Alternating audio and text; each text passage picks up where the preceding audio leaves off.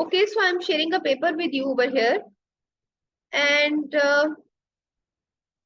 this is an example of what I'm requiring you in a term paper.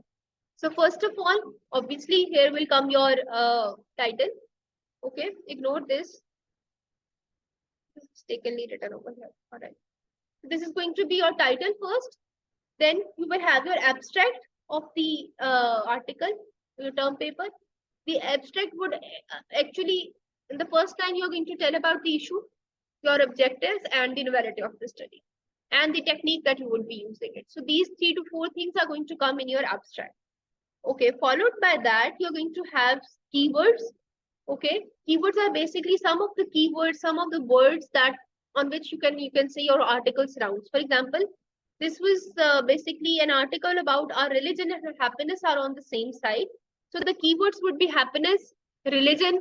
The technique that I employed was SEM, and the other variables that I used were corruption, finance, and crime. So these are some of the key variables. So you need to decide on the keywords. Then you're going to come on the introduction part. This is a type of introduction over here.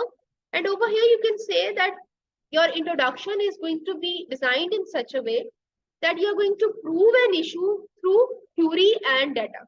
So alone theory is not enough.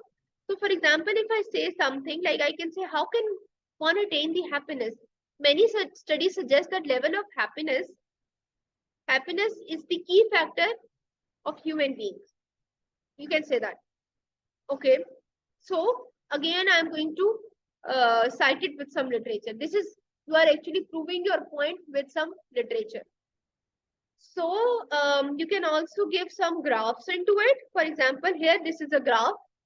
And with graph, you can also say that countries that have higher income are also happier. Okay.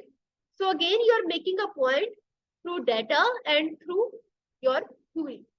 Okay. Then your introduction is going to end by telling that, okay, fine, these are the major aims of my study. For example, over here, the study is directed towards 2 major aims, and these are the 2 major aims.